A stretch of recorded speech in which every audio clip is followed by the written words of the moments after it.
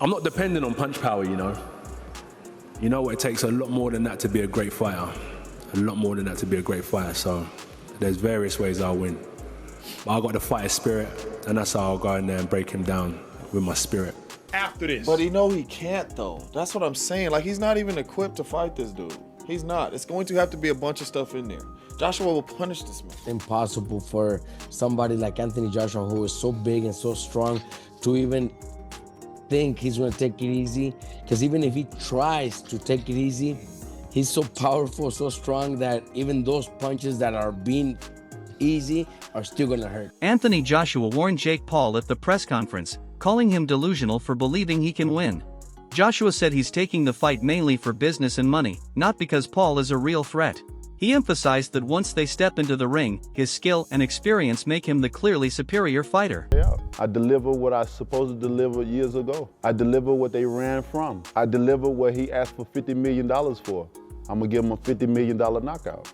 I honestly listen to what people say sometimes. They're avoided, this person's running. I honestly think some people are deluded. Really, I do think that they've got some sort of a long-term concussion, because no one's running. In terms of 50 million, I'm a businessman. If there was 50 million on the table, you think... Chris Algieri explains that this fight gives Anthony Joshua an ideal opportunity to return to the ring after a period of inactivity following his last loss. Joshua can use the matchup as a strategic stepping stone to rebuild confidence, sharpen his competitive rhythm, and ease back into action. With a large payday and relatively low risk, Algieri says the bout feels almost like a controlled sparring session, offering Joshua financial, mental, and physical benefits, making it a smart choice for his comeback. What are we talking here? Like, it's going to be an exhibition? No, it's a fight. You're a heavyweight. You're calling out heavyweights. You're calling out a heavyweight. You're calling out Anthony Joshua, former world champion. You're calling him out on short notice. It's a fight. You're going to wear 10-ounce gloves and you're going to fight 10 rounds, and that's what it is. I don't understand any idea of anything else. Oh, it's going to be 8-2s? Is it going to be 15-ounce gloves? What the hell are we doing?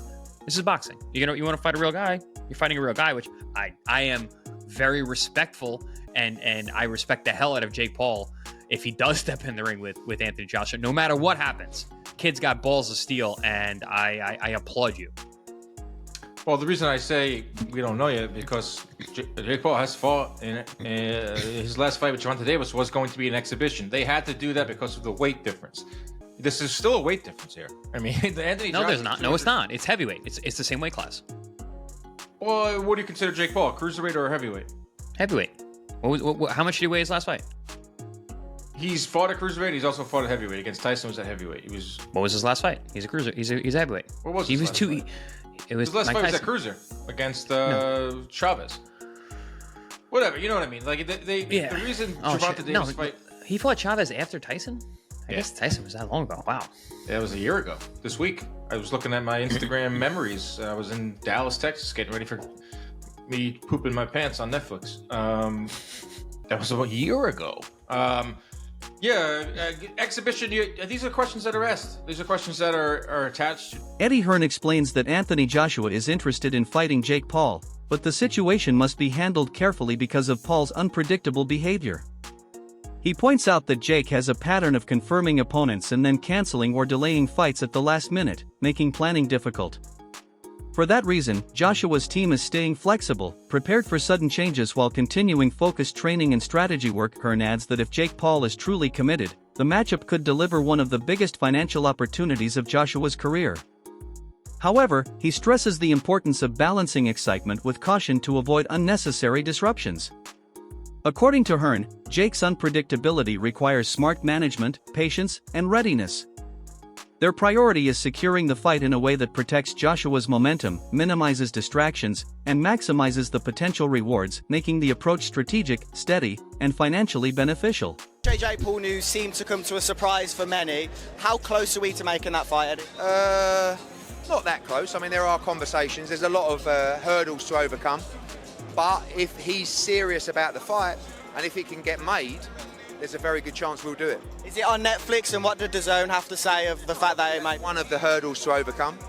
But we were going to have an 8-round run out in December. Just so happens it might be against Jake Paul. Have you spoke to Nikisa? I know you're not friends with him. What are the conversations you've had? That's who we're talking about, you know. And if they're serious, And if it's real, there's a good chance. But listen, we could wake up tomorrow and he's announced another opponent and he just used AJ's name for clout.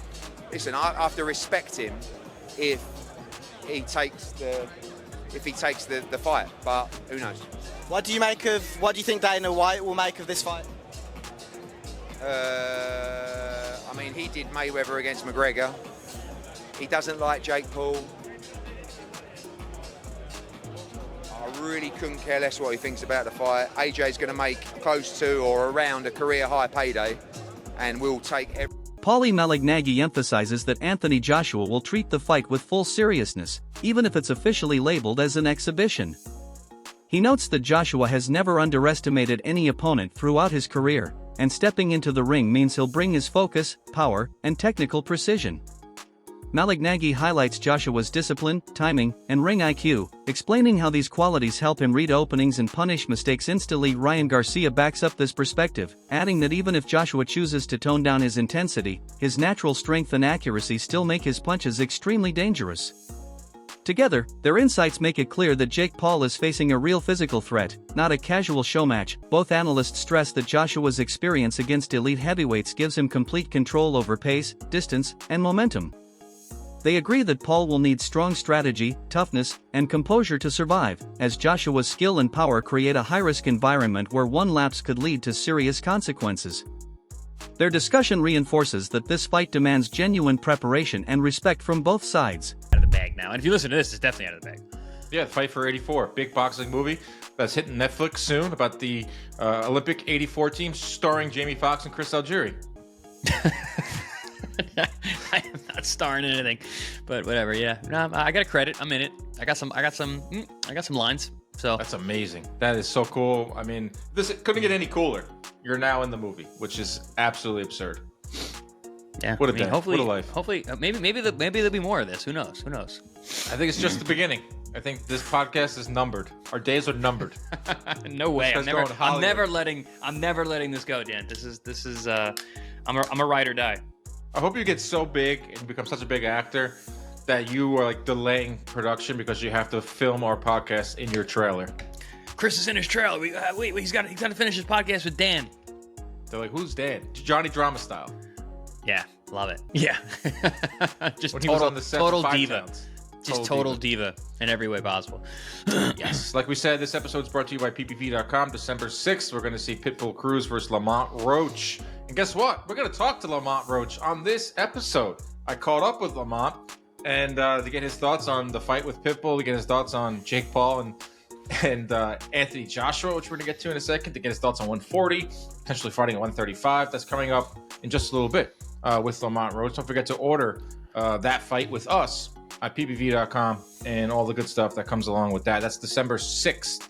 Lamont Roach is an awesome interview. Great guy.